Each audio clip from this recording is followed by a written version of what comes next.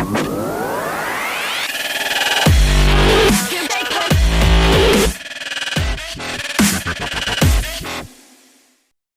up, everybody? Welcome to S.W.A.T MMA. We're smoking weed. We're talking mixed martial arts. This is episode 134. I'm Jarrod here with Paul. What up? Coming to you from Las Vegas, Nevada, fight capital of the world. Today, we're going to be smoking and talking all about the results from UFC 274, BKFC 25, Canelo's big fight, plus a deep dive into what's next for the UFC lightweight division.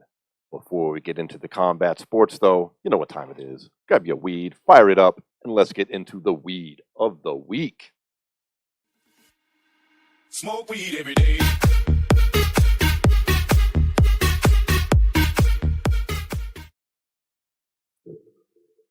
Whew. Got a nice new strain joining the show today, Paul. A little bit of a red sangria. Yes, sir. In this nice raw cone here. Actually, these aren't raw cones. These are OCB bamboo cones. They were out of raws when I went. Whatever. They're all about the same. Yeah. This is white sangria crossed with Project 4516. White sangria is Gorilla Glue or GG crossed with Gelato 45. And Project 4516 is Gelato 45 crossed with Platinum Puff. Okay. A lot of gelato in these. Yeah, absolutely. What kind of terpenes we looking at on this bad boy? Some interesting terpenes here. So, first of all, this weed's coming in at a nice little 22.7% THC. That is pretty nice. sporty.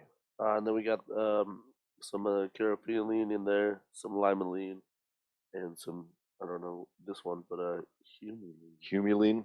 I like the caraphenolene. It's supposedly good for your stomach, like if you have stomach issues.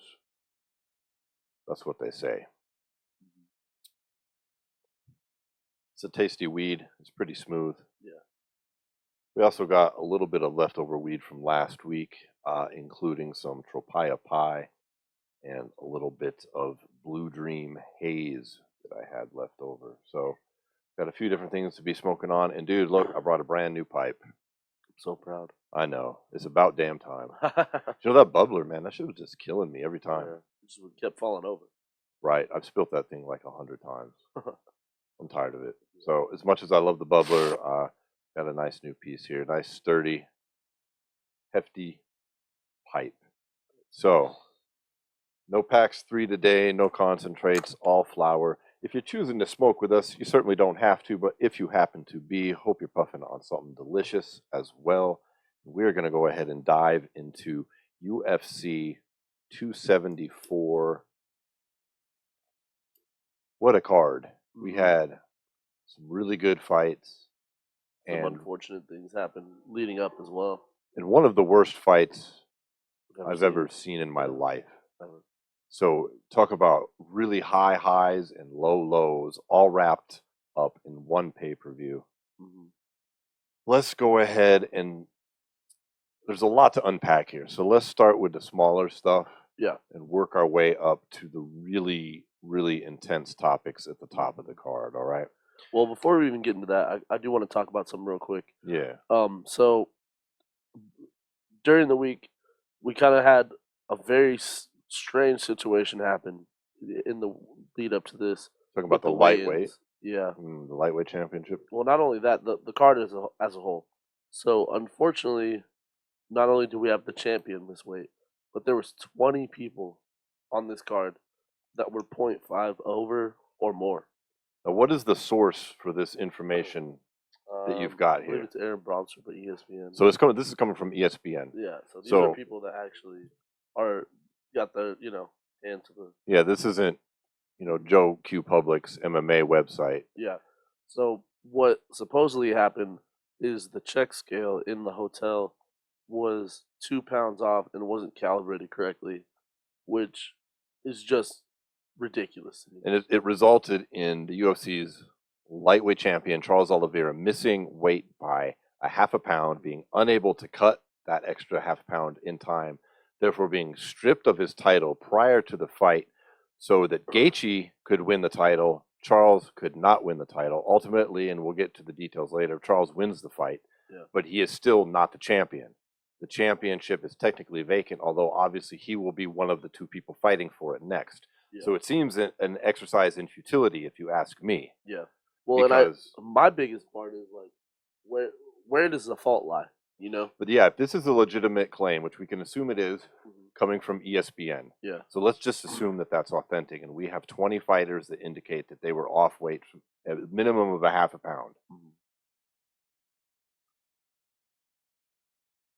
It doesn't affect the lower fighters so much. It affected Charles Oliveira the most. Well, Like here's the thing you have a too. half pound allowance in most fights. You have a 1 pound allowance. Yeah. Not in championship fights, so everybody understands. Yeah. Well, and here's the thing too is, with it being a calibration issue, that is just like, it's just so wrong in so many ways that a lot of these guys were forced. Well, at least Charles was not only forced to vacate his title, but forced to give up a percentage of his purse as well, based on a problem. Yeah, I get the weight is his problem, and don't get me wrong. I'm on this show. I've adamantly been on the side of how dare you miss weight. Absolutely. Yeah.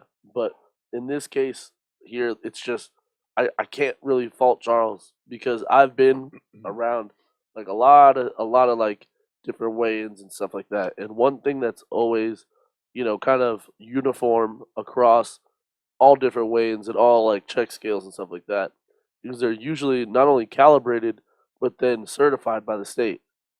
Well, why wouldn't they be? Exactly. With that being said, so what are we doing wrong? Why are we not having one that is, one, not calibrated correctly? And if it's not calibrated correctly, it's not going to be certified by the state. So why? I just don't understand the law lapse in judgment.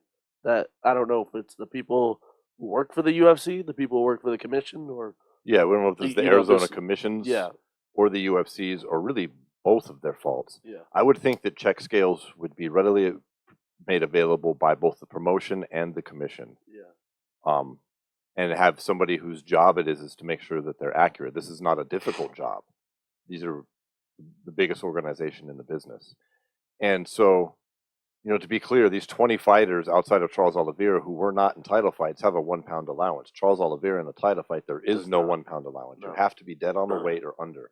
yeah. Now, he has actually had weight problems in the past, but this was at 145 pounds. Since moving to 55, he's actually shown up underweight a couple times at 153 and 152 for fights. So I have a hard time believing that he just fucked up his cut. Yeah. I just don't buy that, I don't especially buy with that this either. backup information of 20 other fighters being reported by ESPN.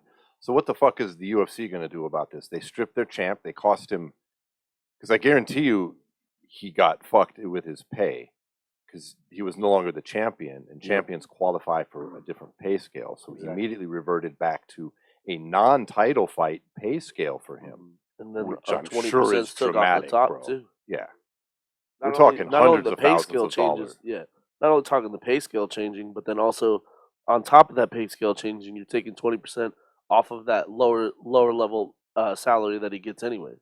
And the possibility of pay-per-view points as a champion as well. That would have been taken away too. He just got fucked financially from this.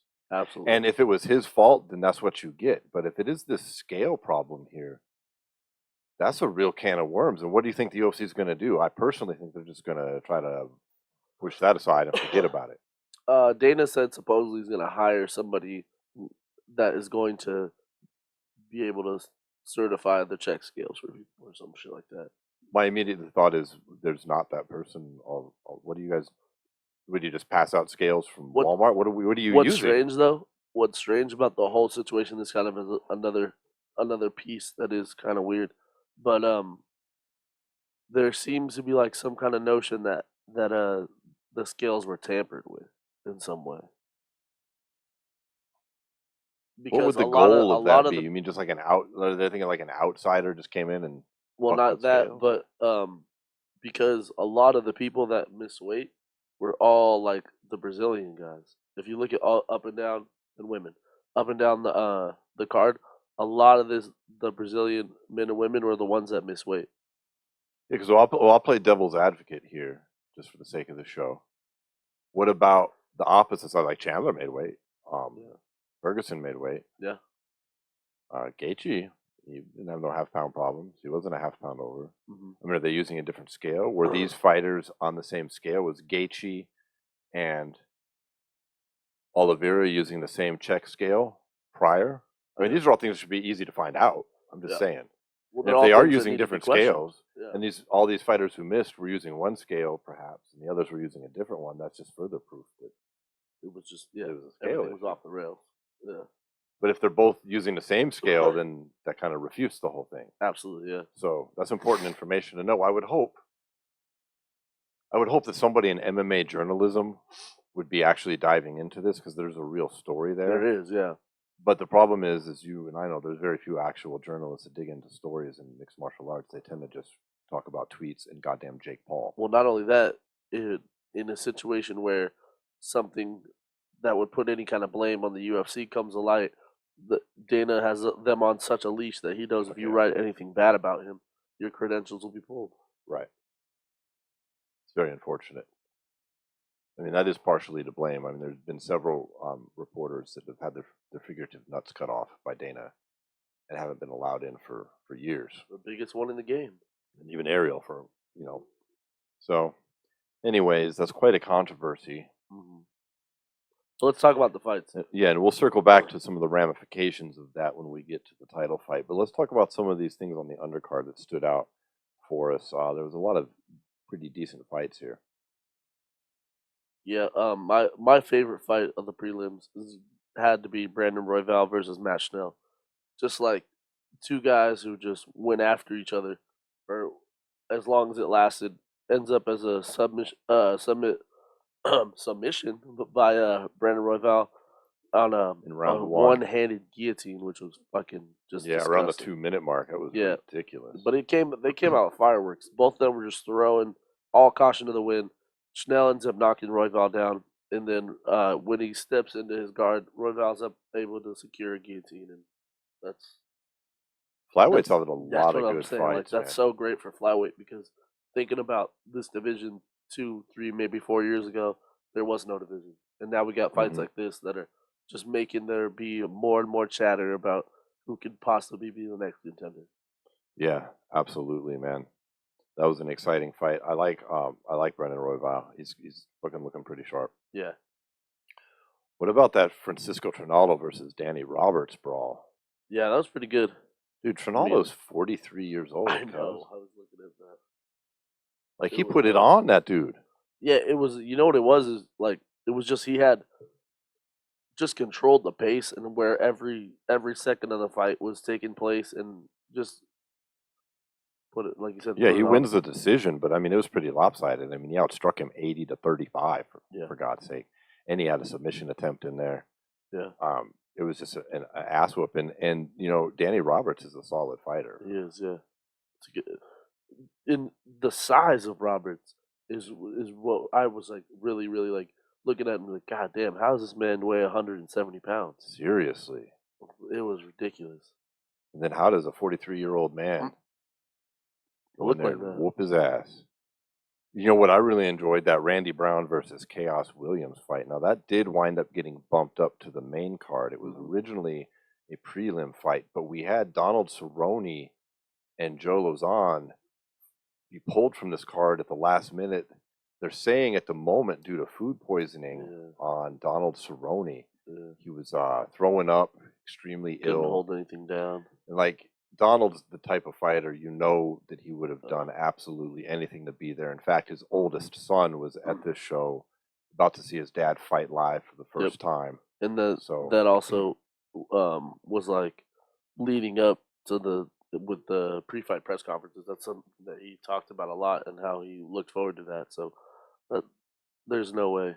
Yeah, super unfortunate, but there's definitely no conspiracy or controversy here. The man was, without a doubt, extremely ill. And just, that was a bummer. We had Carlos Lozoya on the show last week, who trains with Joe, and he had a lot of interesting things to say about that fight, and I think all of us were looking forward to it. Yeah. And I'm assuming it's probably going to get rescheduled. Most definitely. Because I don't know why they would book something different for these two. And hopefully it'll be on the next pay-per-view card, or maybe even headlining a non-pay-per-view. Yep. But so we end up with Randy Brown versus Chaos Williams just to kick the main card off, and Wow. it was a great fight. It was a great fight. This is in the welterweight division. You know, we wind up getting Randy Brown with a decision, but it was a back and forth affair. Yeah, I mean, you could have had it either way because with the knockdown from Williams in the, I believe it was the second, I feel like it was weird because it was one of those fights where like Brown got knocked down, but then he kind of got up and won the rest of the round. So like it was just so close that like I think you could have had either guy winning, but I think that was a hell of a performance by Randy Brown. Absolutely, and Chaos Williams doesn't really lose any shine here No, either. not That at dude all. has got such power, such grit. I don't think he's going anywhere in the division down. I mean, Yeah, I think he's going to maintain his current status and be a contender in the future. But Randy Brown, you know, coming off the show like he has, he's tall, he's powerful. Yep. I think he's going to be a problem in this division for some folks here real soon. All right. Now we get to the part of the card where, remember I was saying earlier, it went up and down. Yeah. This is pretty solid up to this point through the undercard. You know, obviously we can't talk about every fight that was on there, but there's 14 fights on this card, and then one fell out, and so there's still 13. I mean, Jesus, dude, that was A lot. Yeah. a very long card. Dude, Ovin St. Preux versus Shogun Hua. And who won? I think it was OSP. Yeah. That was a fight in the UFC. I don't know what to say about that. I mean, afterwards, I basically was like, I don't ever want to see either of these two guys fight again. Well, nothing could be as bad as the co-main event, but it wasn't that impressive. I just felt like neither of them were willing to take any kind of risk to really like put it on each other, and it is what it is. Couple of older guys. What you just said is true, though. Like, I hated this fight when it was happening, Yeah, and when it was over. yeah. But then you're right. Like a couple fights later, the co-main event happened, Made it look a lot and better. now it's hard to like really hate on that fight too much. Yeah, at least there was You know, some bit of action. You know, really. So when it's all in comparison, right? When you look at it that way, it was a lot better. But still, keeping it 100. I don't mean disrespect. I don't. Why are we watching OSP fight Shogun Hua in 2022? It was Can an anybody unneeded explain that to rematch me? too, because the first time they fought, OSP literally knocked them cold. Well, Yeah, what was the need for this rematch? it was a fucking split decision win. OSP outstruck Shogun 62-54. That's about the only meaningful stat there. They just both looked old. Shogun looked old and slow.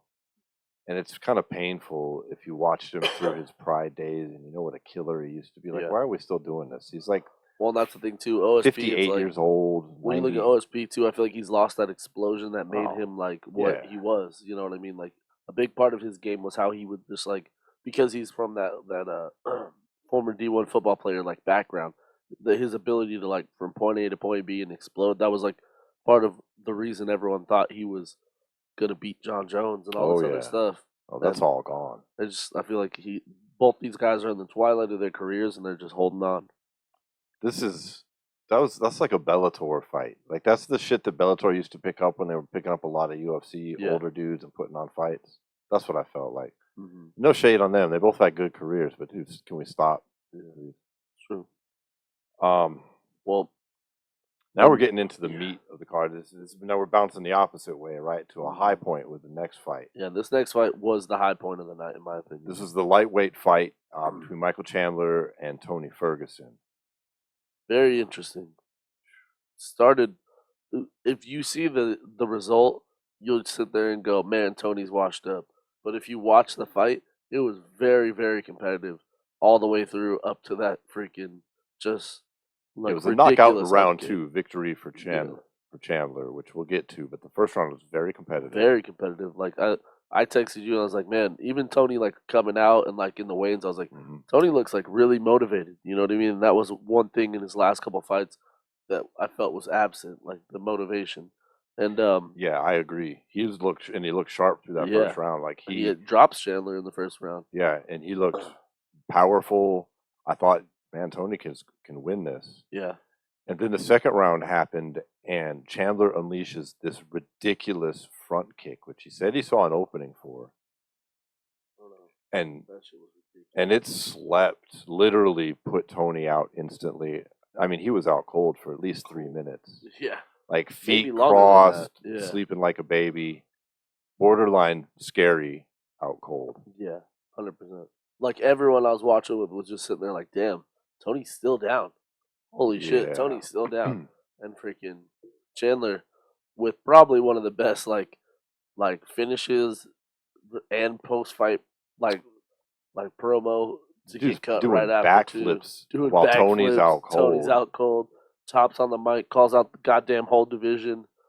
Just the energy of the crowd and the energy of like everything after he did that, it was just nuts. How about when they were when Buffer's there announcing the victor, and they're Ferguson standing next to Chandler, and you can see Chandler just looking smug as he should. Yeah. And Tony Tony looked looks lost. shell shocked, Yeah, bro. lost.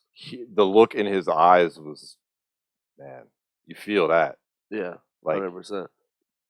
like he looked like was he crazy. just woke up and had no understanding of what happened other than knowing like he had just been fucked up beyond belief. And no matter what anybody wants to say, nobody does that to Tony Ferguson. Nah. Nobody. Dude, I'm telling you, Michael Chandler could have one of the most exciting UFC careers we've ever seen so far. He could be the guy, which is crazy because if you just look at his UFC record, it's not impressive. Like Yeah, if you it's were 2-2. just looking at the two and like, okay, he's 1 and 2 and lost 2. But you look at the strength of schedule, it's a whole different thing. Yeah, and how those fights went. Like you break down what happened in those fights, how they. Because let's just do it real quick. If you look at it, coming in, he fights Hooker, KOs him real quick. We didn't see much, but that was electric. That was where the division Khabib had just left, and we were looking for someone for Charles to fight for the vacant belt. So he sneaks in there, ends up fighting Charles for the belt, and literally, had there been maybe 10 seconds left in the first round, we could be talking about Michael Chandler being the UFC champion. Yeah, he was right now. putting it on him, and he had Charles down. Yeah, and and then going into his next fight, he fights Justin Gaethje in another Fight of the Year candidate. I think it won Fight of the Year last year, and just like an absolute war over 3 rounds. Mm-hmm. And like then going into I think this, there's an argument that took something out of Gaethje possibly too. Could looking be, at yeah. this next fight. But yeah, go true. on. And then going into this one here, we're talking 3 out of 4 fight bonuses. Just the dude is electric, man. Absolutely electric. He's got the microphone skills necessary. He's actually, when you see him in interviews, he's a charismatic guy. He seems to be super smart. intelligent. Yeah. Both saying Super the same smart shit. because Yeah. like he's the whole idea that he has like his own tagline and shit that "See you at the top." Like that's something that it's marketable. You know what I mean? It's something that Absolutely, man. and we talked about this when he first signed with the UFC. Is not only is he getting opportunity to like show that he belonged and always belonged, but like also he's bringing all the fans and all the people that fucked with him before, plus like all this new just this new promotion and this new level of like eyeballs on his career than there's ever been before. 100%. There's only one downside to Michael Chandler, and thus far, His age. it's not a problem. Yeah, he's 36 years old. That's it. So but like I said, it's not a problem thus far. It's not though. He's a fucking. And we're going to come back to Michael Chandler because we're going to talk we'll about talk this about division and where it's at when we get to the title fight. That dude is a robot though. Like he's fucking Terminator. Like he has a ridiculous physique for a 36-year-old. Dude, it's insane. He's a fucking in amazing shape. He's got power. He's got strong wrestling. Yeah. That's where I think. Well, we'll get to it. We'll get to his call outs and his other stuff. But now this is where the card just takes an abrupt crash. And not only does this card take a crash, I mean, it took a crash to like the 9th fucking rung of hell with this next fight. We're talking about the Rose Namajunas versus Carla Esparza, 115-pound women's championship. What a shock this was. Who saw this coming? I mean, we know Carla's a wrestler and maybe not the most exciting. Yeah. I'm gonna be honest. This is literally one of the worst fights I've seen in my life. Like, without a doubt.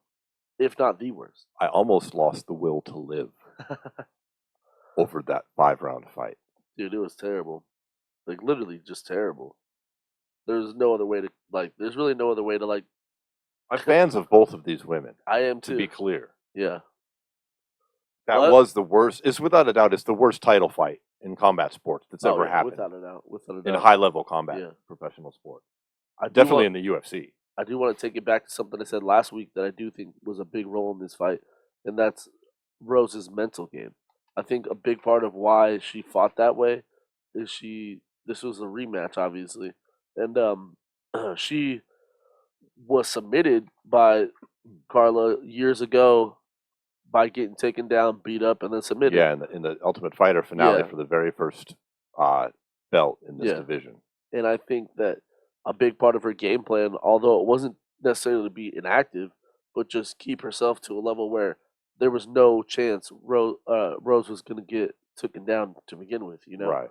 And I guess that's the only like real rationale I can make out of the game plan going in, because that's one thing is after this fight, Rose has now come out and been like, well, you guys just didn't appreciate my game plan. My defense was as good as her offense. And it's like, well, that's a ridiculous thing. yeah, like it's just a ridiculous thing to say. That's not fighting. For those of our listening audience who were lucky enough to not watch this fight, let's give them a little bit of insight to what we mean here with some stats, okay? In the first round of a 5-round fight, 5 minutes, each fighter landed 4 punches, 4 strikes out of 19 in that round. In round 2, Rose landed 3 strikes, Carla landed 4. In round 3, Rose landed 11, Carla landed 9. And that's the round she took her down in, right? Mm-hmm. In round 4, Rose had 6 strikes, Carla had 8. And finally, in round 5, Rose 13, Carla 5. And these were all strikes from the outside. If you look at the landed by target or by position, Rose, she landed 97% of her shots from a distance, okay? If you look at Carla, it's 90. Okay, so and what that translates to for our audience who didn't have to watch this fucking torture was two professional fighters standing about 6 feet apart, throwing punches that were nowhere close to fucking landing at each other. And every once in a while, they'd move in and one of those shots would land, and thus you've got 4 out of 19, 3 out of 14 shots with a 97% landed by distance because that 1 or 2 gets in. It was absurdity. Yeah, it was terrible. This wouldn't happen in boxing. The ref would not allow this to happen. These fighters would have both been penalized and points would have been taken away for lack of action. Mark Goddard was the guy, right? No, it was Keith Peterson. Keith Peterson was the guy. No nonsense. No nonsense Keith Peterson sat there and didn't do shit.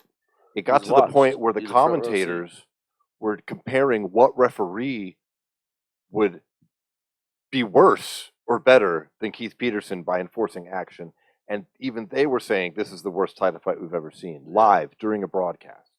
To the point where, you know, Joe Rogan's a very straight up guy.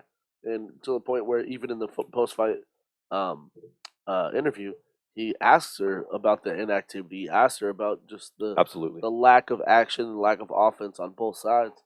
And I mean, I kind of get what Carla's saying in the post fight. What did she say? Basically, she can't fight someone that doesn't want to fight her back, which is stupid. It's a stupid thing to say. But, like, I guess, like, if you really look at the numbers, I guess, like, They're pretty damn close. they're pretty similar, but then I feel the difference is where the leg kicks come in. Because when you're talking about that strike by distance stat that you were talking about before, she landed, what is it? Strikes total. Rose landed 38. Carla landed 30. Yeah. I feel like the leg kicks would like literally be the only difference in the takedown in round 3. Well, I mean, then there was 1 takedown from Rose and 2 from Carla. Rose was 1 of 1. Carla was 2 of 11 on Yeah. attempts. And control time for Rose was 10 seconds. Control time for Carla was 22 seconds. Yeah. This was It's the just- worst thing I've ever seen. I'm trying to make some rationale here, Jared, but There I can't. is none. I And again, can't. I can't. fans of these women, fans of women's Yeah. MMA, and I personally feel like you all just set the sport back with this shit. Absolutely. Because It's there is horrible. bound to be people who have not been exposed to women's MMA that tuned into that shit and were like, what the fuck is this? And not only that, you got to think they, without having any kind of, exact expertise in women's MMA, they look at those two and go, "Wow, that's the pinnacle. Yeah, this is the best of the best. champion. This is the Holy best of shit. the best. Wow, rough." It was. I mean, Carla and Rose neither had any right to act proud after that. Yeah, They were both raising their arms in victory like they did something. Carla was trying to act proud, which I get in one hand. Like you said, you just won a belt. But that was. yeah. They would have been better off at least pulling the Aljamain Sterling's initial reaction when he got the disqualification thing was he was like, nah, and threw the belt away. Yeah. It would have been better if she was like, yeah, that was a stinker performance. I'm sorry. What can I say? Yeah. We're going to rematch? No. Shut up. Don't even speak that into the universe. That'll destroy women's MMA. Yeah. No one will ever watch again. Well, that's the thing too, is when you look at in comparison, just what you'd want the casuals to see versus what they got to see. I really hope that more people saw Zhang Weili versus Joanna Jacek than people that saw this fight. Okay, Dude, and that's just where we're at. Is now this number one contenders fight between Zhang and Joanna being the second time. Like now that is, in my opinion, whoever wins that is going to be the champion next. Yeah. I do not see a scenario in which Carla now becomes this dominant champion that reigns over the division for a long time. It's just not realistic in my opinion. And Rose, clearly, we've talked about it before. It's the head case. Mad respect, head issues. She got mental blocks. Fucking head case. She was way in her head. Her cornering was terrible. For some reason, you've got. I know they're. I don't think they're legally married, but I mean, her and Pat Barry have been together for as long as I can remember. They've been together so long. It was back when people thought it was weird because Rose was so young. Yeah. You know what I mean? And I don't mean any disrespect. They're just still together now, but he's taking the lead in the corner over Trevor Whitman. Paul. Doesn't make any sense. I mean, who's a nationally, worldwide renowned coach? Yeah. And who is a former fighter that's best known at this point, honestly, as Rose Namajunas' man?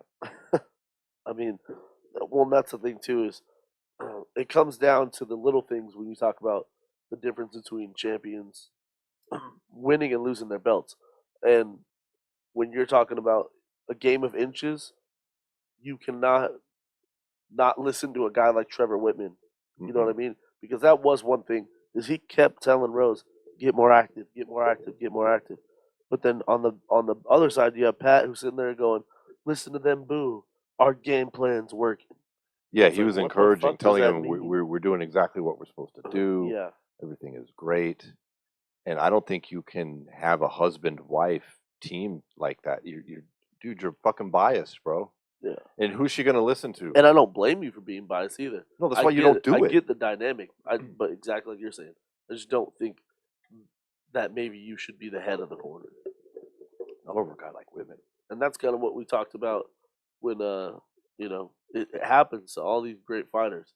There's personal relationships, and then there's also what's gonna be the difference in a fight. And when you mix feelings involved with what reality is, you get a skewed version of what is actually going on. You know what I mean? You don't get, if my mom's my corner, she's not gonna tell me I'm getting my fucking ass kicked. She's Right. going, hey, you still got this. We can still win. That is like the overall difference between someone like Pat leading the corner and then someone like Whitman, who is a fucking genius when it comes to striking and pretty much everything in the game. And he's kind of like taking a back seat and didn't really get very much information or words in between rounds. Dude, it was terrible. Rose's attitude after the fight was terrible, talking about, I thought I won. I mean, are you fucking kidding me? She didn't even fire jabs. Like, she I get the game plan of not kicking since that And led for the to first 3 rounds, she kind of let Carla walk her down because like Carla was kind of like yeah. chasing the takedown, sort of. So like, and like when we talk about something that has this much inactivity, like it's like that's what we have to judge the fight off of: who's walking forward and who's walking backwards. You know what I mean? Like that's literally how inactive this fight was. There It was one so round, bad. yeah, where the commentary team basically agreed that Carla Esparza won the round because she grabbed Rose's leg Yeah. in an attempted takedown. Yeah, exactly.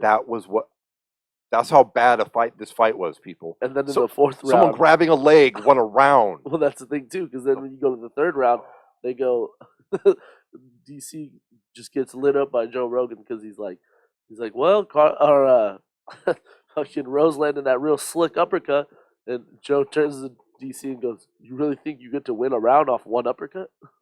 Like, and that's just where we were at. Like, you Dude, know? I'm agitated talking about it. Yeah. Like, this is I mean, we're not trying to be exaggerating here. I don't know how that happens at a professional level, and no one does anything. The ref stands there with his thumb up his fucking ass. Like, that literally can't happen in boxing. What we saw wouldn't happen in a smoker fight somewhere. Yeah, Like, it fucking doesn't happen. yeah, Like, they might try it, but the ref doesn't allow it. They're like, nope, action. He'll start taking points, dude. yeah. I mean, they'll fucking end a fight if you keep that shit up. I Mhm. don't even know what to say, Paul. Let's move on. Stalling. Because I don't care what's next. Dear God, don't let a fucking rematch happen. You better hope Joanna or freaking Zhang Wei Li doesn't come up and just fucking. Because that fight coming up, I feel like whoever wins that is the champion, dude. That's just like my Mhm. overall consensus of where 100%. this division's at. And unfortunately for Rose, she has such mental blocks. I don't know if she can recover from this. Like, you talk about shit in the goddamn bed. Well, and then also her just adamant denial of what reality is. Right. And now Carla's got 2 victories over her. Obviously, the first one fucked her up 6 ways from Sunday. Yeah. And then the second one, I mean, it's crazy because Rose is a fucking killer. She is. When she She's a wants to be, though. killer. When she wants to be, though, Jared. Like, that's the thing. Is everyone, like, says they love how she's, like, walking to the ring. I'm the best. I'm the best. But, like, that whole, like, idea is, like, is part of it is a confidence thing and her, like, doing what she's got to do. But also, like, that shows somewhat of an insecurity that she has to say that to herself and not understand that and know that she already is. Yeah. You know? Honestly, I guess I'm agitated too because I've been a fan of Rose since way before she was signed in the UFC. She was on Yeah. my radar when she was in Invicta pulling flying arm bars, and people were like, "What the fuck?" Yeah. And she's gotten so far and reached to the height where I really thought she was past this level of fucking. And it's not all her fault. Carla didn't do good. Yeah. Carla looked terrible too. Yeah. Both of them. I mean, were. goddamn. Neither of them can really It's like just- honestly sit there and be mad at the decision, whether one way No. or the other. Like, because like, what the fuck did you do to change it? Dude, there should have been a draw of some sort, or I don't know. They made Rose vacate the belt. Yeah, like I'm sorry, you have to re-win the title. Like Yeah. you both technically lost, so the title is now vacant, and you both take the L. No, you don't get a shot. And everybody who bought that pay-per-view, we're gonna go and give you a $10 refund. I mean, so Fuck's sake. with things being what they are, though, I mean, good for Carla. I guess she's the I guess. longest. I can't remember the exact stat, but they said it was the longest time there's ever been between one fighter being the champion and then coming back and regaining the title, because it was like 2,650 days or some bullshit like that. But you waited all that goddamn time to put on a performance like that. I will never understand. You better win your next fight. Yeah, fuck. I mean, seriously. Again, fans of both these women respect their careers, what they've done. That doesn't deny reality. Yeah. Of that being, and we'll end with this because I think we both agree. That's the worst fight that's taken place as a title fight in the UFC. Period. Ever. The end. Ever. Maybe the worst fight that's been in the UFC ever. Well, Now the card bounces back yeah, up. way bounce back. Real bounce back. Real bounce back moment for this card. Charles Olivera versus Justin Gaethje, which we've kind of touched on before for the 155-pound title. Gaethje could win it. Olivera can't win it no matter what. Yeah. Ultimately, Olivera wins with a rear naked choke in round 1. And tell me your thoughts on how this fight went down, Paul. At this point, I guess I would have to call it a classic Charles Olivera performance. You know what I mean? Like he's now kind of had this. I don't know if it's a game plan or it's a something he does to goad his opponent into it, but he just seems to throw all the caution into the wind for the first 2 minutes of every fight, and Mhm. after that, his whole game tightens up, and he starts doing things that he's best at. And Yeah. like, I really feel like this fight was just like all the other ones. He came out strong, kind of had his hands down, let Gaethje get off some good leg kicks, some good strikes, but he was tagging him back. But I think it was a situation where, I mean, this could be controversial, but a couple of there was two knockdowns by Gaethje, right? The Well, they first, only technically there was only one knockdown by each fighter if you go look at the stats, but but I I think think we would this all is a agree big there part. was two Well, yeah, knockdowns. but I think, and this is a big part of why they maybe didn't score him this second knockdown is, yeah, he knocked him down, but it was kind of like a situation where it was like Charles kind of being like, "Ooh, that was a good one. Now jump in my guard, and I'm gonna choke your ass out." Like, Mhm. you know what I mean? The second one for sure. The first one was more legitimate, but the second one that they didn't count, I did think it was a situation where Charles was like, "Come on, bud, He's come on definitely down." baits people down into that. You're right, Uh huh. 100%. And But he just knocked Gaethje down legit too. His yeah, striking is solid. Like he's solid. got power. You don't see that happen to Gaethje too No. often. Like he basically, I mean, he outstruck him 30-21. Some of that was on the ground, but Yeah. not a whole lot because once he was on the ground, he just, dude, just. Just seamless transitions. I know Olivera is top level, but how much jujitsu is Gaethje training here? Because he's looking kind of white beltish in there, my man. Well, here's the thing too that you have to kind of take into account is when Khabib submitted him like that. Khabib did daze him and then do it, and then in this situation as well, Charles did knock him on his ass, and then he did put Yeah, the that's being hands on him. fair. It's So I mean, true. just trying to be fair to Gaethje, but at the same time, you got beat at your own game on the He feet did. That's in what both it pains scenarios. me. And the way he's losing here in these top level fights, and I don't mean disrespect here because I'm a fucking fan. He's fighting. I mean, if you take away his kicks, he fights like he's in the BKFC. Yeah.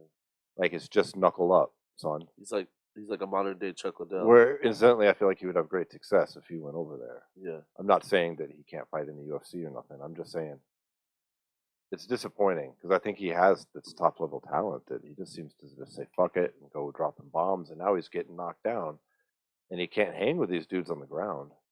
Not even fucking close. I mean, you try to talk shit on Connor, dude. I'm sorry. I think Connor's better on the ground.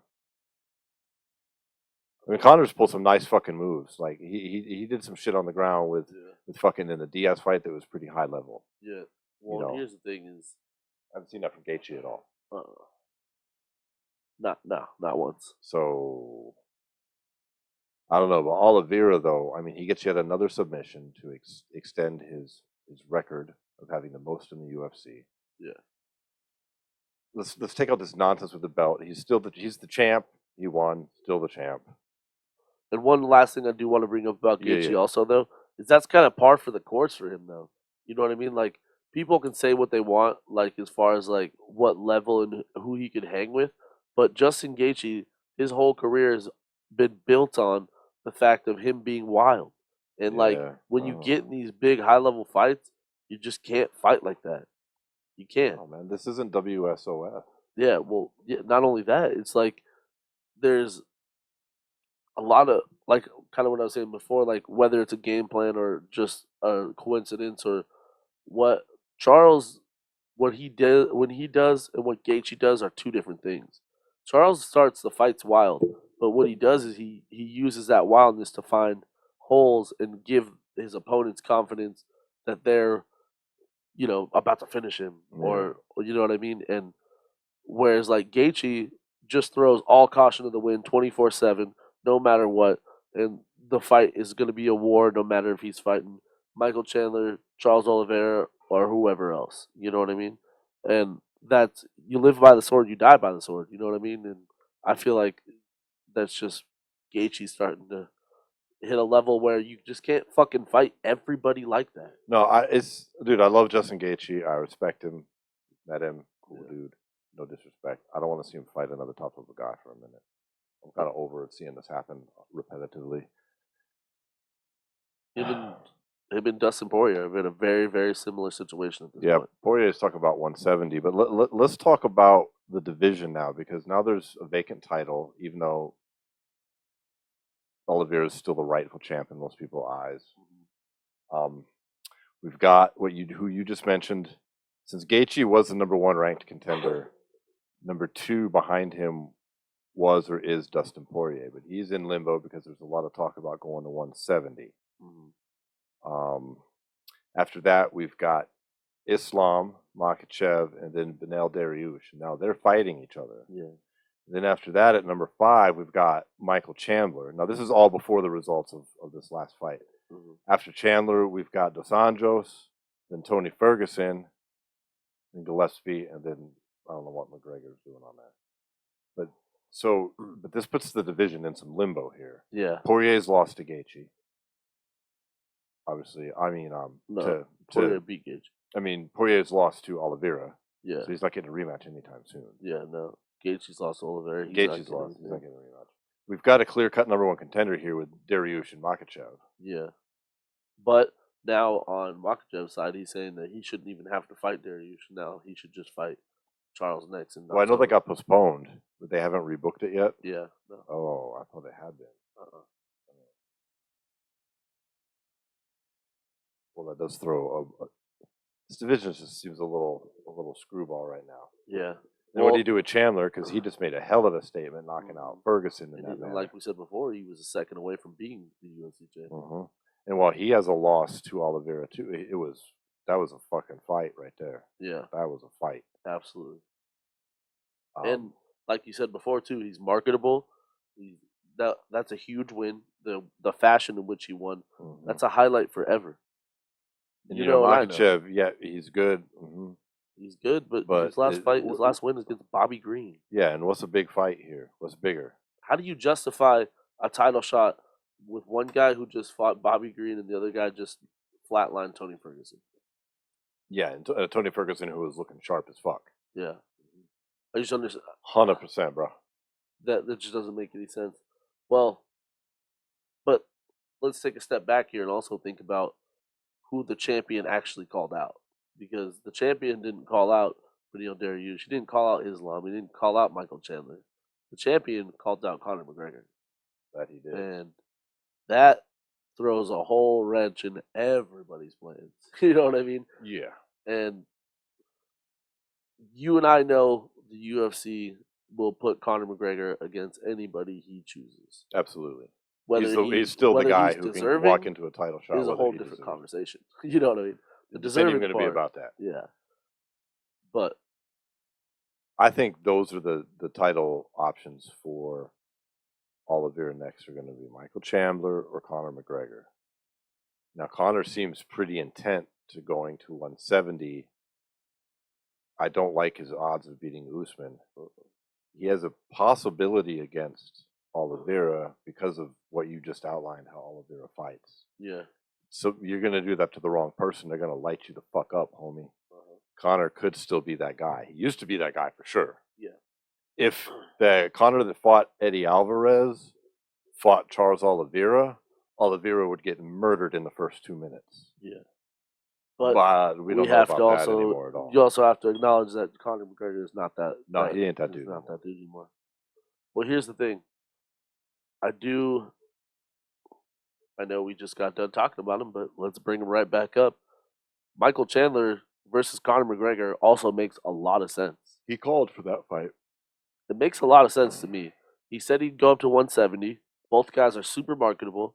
You know, you could headline that 5 rounds in any major stadium anywhere, and that thing's gonna sell out. You know what I mean? I think it has its own ability to carry its own pay-per-view, and I kind of view this lightweight title picture now as a bit of a tournament. Like not like no one's getting whether they win or lose. No one's necessarily being guaranteed a shot. Yeah. But I do think we're at a spot now where whether you want to call Charles Oliveira the champion or not, we need to see a couple other guys fight each other till we can really look at a true #1 contender and be like, okay, that guy's the one who gets the shot next. And I do think that needs to happen because everybody can say they have a claim at this point. I, as a fan, like the Chandler Connor, which you just mentioned, either at 55 or even at 70. I can certainly see why Michael Chandler wants that fight. But if I were to put myself in Conor McGregor's position, I don't see why on earth he would take that fight when we both just said that if he wants a title fight, he can get a title fight. But do you think? So, what does he get for fighting I feel like Chandler? marketing money. I feel like there's more money to come. There's more money if he can fight Usman. I don't think he's got a prayer of winning. No. But him fighting for the welterweight title for a historic third opportunity, Oh, yeah. there's a fucking pay-per-view that's going to sell. Absolutely. I'm just saying, I don't think I think there's a much better chance the UFC were to offer Conor McGregor a 175-pound main event against Michael Chandler than they would ever offer him a 170-pound main event against Kamaru Usman. Like, in all reality, I think Usman. So I think he'd go for the Olivera title shot. Then I think he can walk right into that. Yeah, I think there's a much better chance he walks into the Olivera fight wants it too. than he would ever get a chance to fight Usman. Because even Dana's kind of laughed that off when people brought it up. It was like, but then again, Yeah, but Dana laughed off Floyd Mayweather Yeah. too. Yeah, You know, so it's Conor. yeah. Like if Conor's like, this is what I want, it's probably gonna happen. Because that's the thing. He has this aura now that not only that's what people think though too is like people always say like, oh, Conor has like preferential treatment from the UFC, but you also have to think he kind of has preferential treatment from his fellow fighters as well because nobody he's not the one calling all these guys out. These guys all called him out. There was about 5 different people that called Conor McGregor out this weekend, and like. Absolutely. You have to that's a part of it because like people go, oh, he just gets whatever he wants, blah blah Usman's blah. called It's him like, out before. Yeah, all these guys are calling him out, and all these guys want to fight him because they know what comes with the territory of like getting a high level pay-per-view like a Conor McGregor pay-per-view. Like, Yeah. that's just you can renegotiate yourself into being locked in a really good situation for life, and you are. Depending on who you are, you might have a hell of a chance to really fuck him up too. Like, you know what I mean? Like, I know Diaz kind of broke the mold as far as like when people saw Conor lose, but like even beating Conor McGregor still has weight to it in my opinion. Absolutely. Especially this is going to be, and this is where I think Conor is being really smart, is he's bulking up, and if he stays this big, this is a different Conor. It's not just Conor's back. Oh, how's his leg? This is a whole new Conor. We've never seen him this big. Yeah. He's fucking humongous. He's fighting at 170. That kind of overtakes the shadow of his past performances a bit and focuses on a different way. But we don't even know if that's going to happen yet. Well, also, I don't want to turn this into the Conor McGregor show. Me but neither. I don't necessarily think bulking up and putting all that weight on is like gonna fill the holes of his game. If anything, I think it makes him have more holes because Who knows? he's never carried that much weight around. He's never carried that much muscle mass into a fight, and he's already had some cardio issues in the past. Like, What? I don't necessarily think that would fucking. Are you implying that the McGregor Fast program isn't all it's cracked up to be, sir? It's like, yeah, but you know what I'm saying? Like, I don't understand how. Like, I don't know either. It'd be interesting. It's interesting. It's all but I don't know. speculative now. We'll Yeah. see. But that really kind of rounds out the fucking UFC card because we just don't know what happens next year. Everything's in a state of limbo. We could debate it back and forth forever, but there are a couple other combat sports that we should touch on. First, we had, week before last, we had old Captain Jack Claffey on the show to discuss his debut at BKFC 25, which took place this weekend as well. Headlined by a heavyweight championship between Arnold Adams and Dylan Kleckler. Let's talk about that card for a minute. Let's talk about Captain Jack. He goes out, he gets a replacement fighter. Yeah. I'm not sure the details around it, but he winds up fighting Rick Caruso, and he gets the victory round 3 KO with the right uppercut. Yeah, and he faced a lot of adversity in the fight. I mean, he got tagged up a bit too, and I think that's a good part of it. Like, with him coming into the BKFC from WWE and people not really like, not that he hasn't been embraced at all, but I'm just saying like there's still always when a lot of these guys come over from WWE to like combat sports is how are they gonna We haven't handle. seen it. We Yeah, haven't seen your how you skills yet. exactly. So And I do think he did a good job of not only showing off his skills, but like dealing with adversity and coming out and getting a real solid win. I think the ultimate difference in this fight was his ability to use the clinch. Like on the outside, because his opponent was a bit bigger than him. On the outside, he was getting hit with a lot of like jabs and a lot of like a lot of the outside punches. But like when he was able to close the distance and get in the clinch, he brutalized this guy. well, congratulations to Jack for the victory here, and he's quite likely with this to get, if not a headlining spot, a co-main event. He's a big name. It was a good victory. Like you said, he proved his mettle, gets the big win. Let's go to the co-main here. We had Julian Lane making another appearance in a close fight against David Mundell. He winds up losing 48-47 across the board in what was, like I said, a very close fight. I still think Julian Lane's a top-tier talent in this sport. I don't know. That's what 3 in a row now for him, huh? I believe it is. And again, it's a razor close decision. We'll see what's next for him, but he's always an entertaining guy. Yeah, that's without a doubt. And right now that's what this sport needs. It's kind of like in the early days of the UFC, in a way, when you only had this certain pool of guys that have somewhat of a name, and as long as they're exciting, yeah, even if they're losing, they're still going to kind of be a big name in the sport, and Julian Lane is a Tank Abbott of. There you go, dog. Yeah, that's an excellent comparison. Yeah. Yeah, they need this shit right now. Like you needed a guy like Tank back then. Yeah. So you need fighters like Julian Lane, he's good, and he needs to be able to stick around and be entertaining and be wild and do his thing.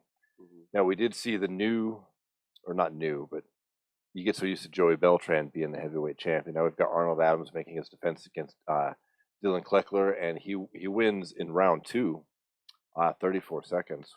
With a series of punches leading to a knockout with a right hook and a right straight, a few of them. This was an interesting fight because one thing about like heavyweights in BKFC is like not that they throw caution to the wind to a certain level, but because they're so big, there's so much power behind every shot they throw. Like early in the fight, Kleckler dropped Adams, and I was like, "Whoa, the title might change hands here." But then Adams just completely flipped the script on him and was just hitting him with every strike he was throwing, and it was actually a really, really good performance by Arnold Adams. Yeah, he's quite impressive here in this run in BKFC. I wonder I don't think Frank Mir's coming. I thought he was on the way. I don't think he's coming to BKFC. And I just bring it up because I thought he would walk right into a title shot. You know what I mean? And be facing someone like Arnold Adams. Because he's got to be, 42, 43 now? The longer he stays away, the less and lesser of a chance I see it happening. But it was another great night of fights from Bare Knuckle Fighting Championship.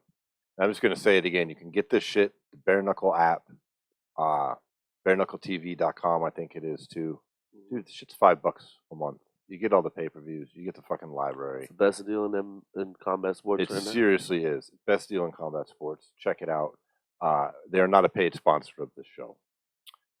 Let's wrap up today's episode with just some really surprising news from boxing, which was Canelo Alvarez. He had the title fight against Dimitri Bivol, and he winds up losing a decision here. Yep, and got completely outworked over 12 rounds. It was a hell of a performance by Bivol. Yeah, I mean, let's give some stats here that people, kind of see how this played out. Bivol threw an average of 59 punches per round, landing an average of 12. Canelo averaged only 41 and 7, so he was outstruck on average every round. Bivol achieved double-digit punches landed in every single round, while Canelo only did so in 2 rounds. And, I mean, he's just getting outworked. Bivol landed 36 more jabs and 22 more power punches. Canelo's 84 total landed punches were a career low for him in a 12-round fight. His previous low was 117 when he fought Floyd Mayweather Jr., bro. That's how bad this performance was for him. Yeah. Well, and I also do think like he was just frustrated too. Like if you really you just watch how his offense was Definitely. coming off. Bivol's ability like to use that shell defense and catch a lot of Canelo's punches on his arms. Like when Canelo fought these smaller guys and like, you know, these guys who were like a lot closer to his size, a lot of those shots will get through because you're just fucking their arms up. When you're fighting a big dude and he's just catching all your shit on the arms and doesn't hurt him in the same way it's gonna hurt someone your own size. Mm-mm. And I do think this is just a case of too much for Canelo. He dared to be great, and you know sometimes this is what happens. And do I truly think it like affects his legacy in a negative way? I don't know. I don't really think it does. I don't think it does either because of the weight class that it took place in. Yeah. So, he's moving up to where he's definitely the smaller guy Yeah, and giving up advantages here. And, if he fought a young lion, who's young lion's now at 19-0-1, I do believe. yeah. I think it's, And with a hell of a name on his resume. And I think what's next for Canelo is really important. I mean, if they keep the Triple G fight, okay, you better win that convincingly. yeah. If he comes back and goes down to where he should be fighting and into his weight class, convincing victory, I think he just cruises on doing his thing. And then there's also been talk in the last couple of weeks also that they've offered the Canelo multiple times to fight Charlo, and I think that's kind of the next after the Triple G fight. I think that's the next one that makes the most sense for him. Yeah, that'd be very interesting.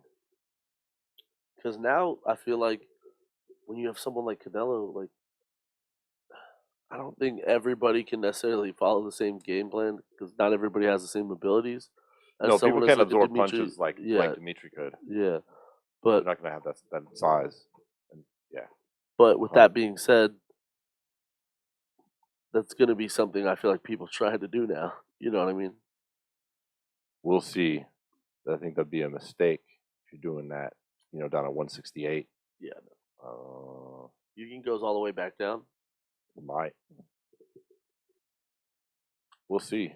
Because I think that's what he thought too when he fought Kovalev. Because he, just like this fight, when he fought Kovalev, he was a lot more willing to get hit.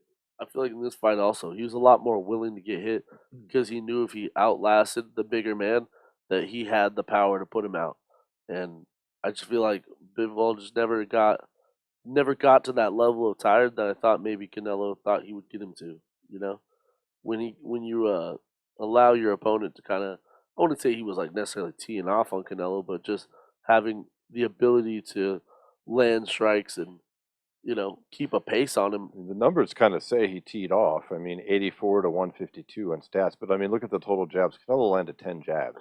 Yeah, that's to crazy. 46 That's crazy from for a Dimitri. Canelo fight. Yeah. When have you ever heard Canelo only landing 10 jabs? Power punches only 74 for Canelo, 106 for Dimitri. I mean, with that jab stat is where it's at. I mean, 10 jabs to 46. That's ridiculous. So he outworked you almost 5-1 on jabs. Canelo, crazy dog. Yep. Well, I think something I saw Mike Tyson said on Twitter after that really I feel like hits home in this situation. What's that? He said that the second you stop fearing the man standing across from you is the second you need to get out of the game. Yeah, that's some wisdom from the legend there. So that's solid. And do I necessarily believe that Canelo's at that level yet? No, but he better be careful because the less and less he actually maybe this could be a good thing, just in the same way as the Floyd fight, how Canelo progressed so much from that. Hopefully, he can take this same loss and progress to like an even higher level, which it would be just crazy. But, yeah. Well, let's circle Terrible boxing back into the UFC with this final topic on the show, Paul, which is Dana White made a lot of comments about boxing this last week.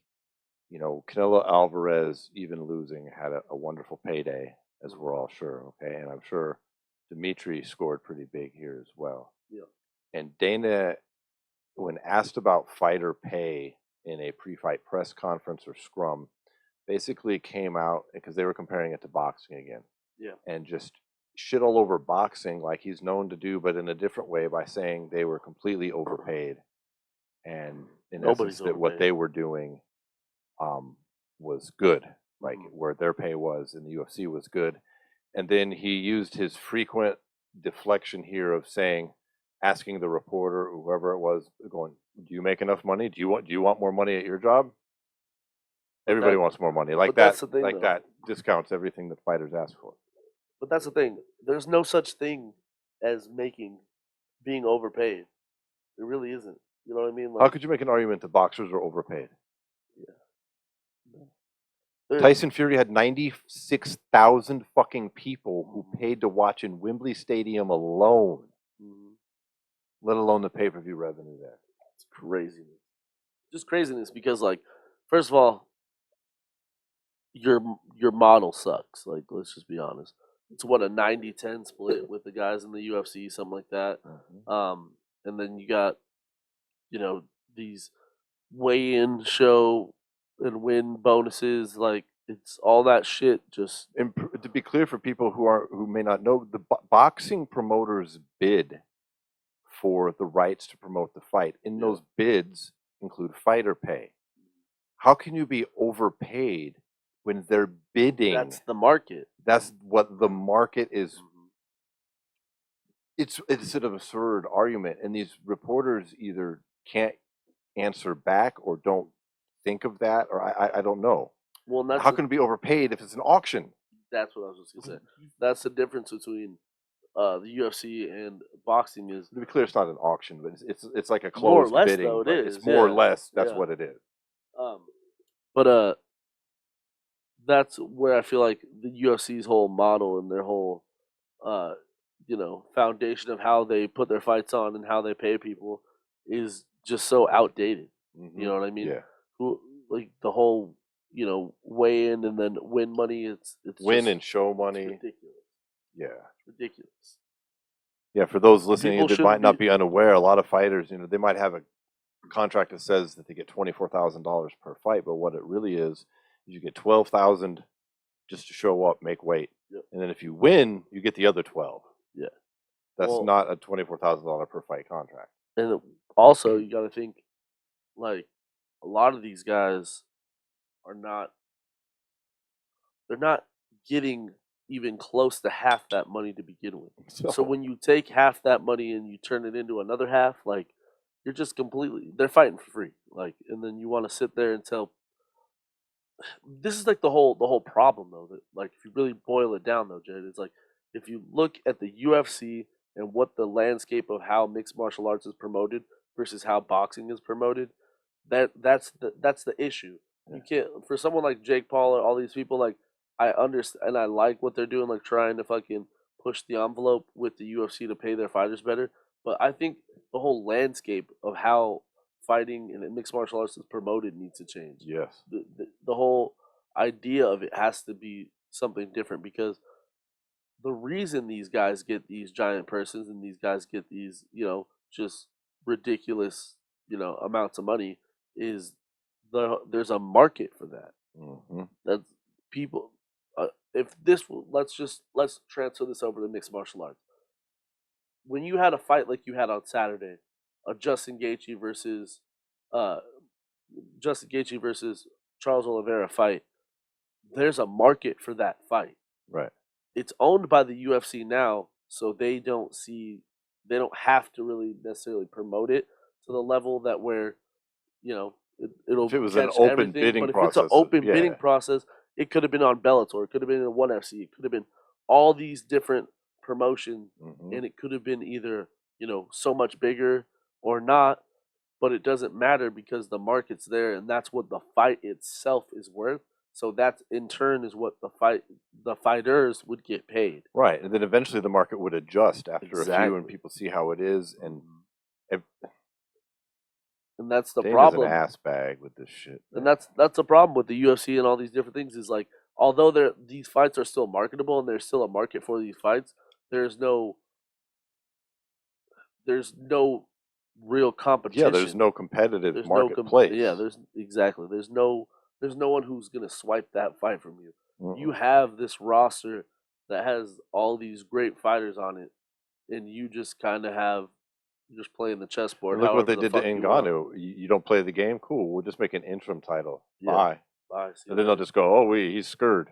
Well, not only that too. Now that it's just like even last night they asked Dana about the Fury and Ngannou fight, and he laughed it off. He was like, huh, "I guess we'll think about it, but like, I just don't see it necessary." It's like, man, are you just that fucking ignorant to the fact that that fight will make you so much money? Yeah. Like, I just don't understand.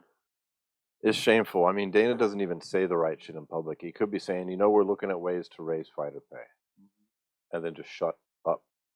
And then he wouldn't even have. Here's the thing, he wouldn't even have to intern. Like, I'm not saying that I'd want this, but you literally almost wouldn't even have to intern do that. No, he could just He say would it. just say it. If he would just say it, but then that's We're looking that's into the, ways to raise fighter but pay that's the across problem the board. with Dana. Not But say that's what's wrong with Dana White. Is at the end of the day, Dana's ego and Dana's image is more important to him than anything else at all. I feel because It's he's detrimental at this point yeah. for the UFC. And Because don't get me wrong, he's done so much for the sport and he's done so much for the UFC. But now, what got them to the dance is not what's going to keep them in charge. dude, it's You just know what like I mean? it's just like a fighter, dude. Yeah, You rise up through the ranks, you get there, you become the champ, you do your shit, things change. and after a while, some young lion comes along and you can't do the shit you used to do well, and you get your ass kicked, right? But Yeah. Dana's not in a spot where anybody can come along and just kick his ass. Instead, he just stays up there doing the job shittier than he did before. It's like the champ who doesn't have the skills anymore, but somehow stays champ. But that's where I feel like that's where he's wrong though. Because here's the thing. Now we have I don't know if we spoke about this on the show before, but now we have a company like One coming in and they just signed that big deal with Amazon Prime. And then also the ratings for the last year for sports and viewership came out, and One Championship was above so many major sporting organizations like MLB and MLS and all these different Crazy. all these crazy like high viewership. Definitely more than the UFC. Yeah, they're above the UFC. They were literally within 0.2 of the NBA. Think about where the NBA is at and how long the NBA has been That's fucking an nuts, organization compared to Yeah. how long One FC has been around. Yeah.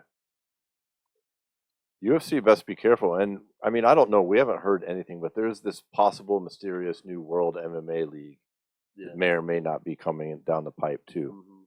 And we've got a lot of fighters here at the end of their contracts. Like maybe Nate Diaz does take the Chimaev fight and just loses and bounces, man.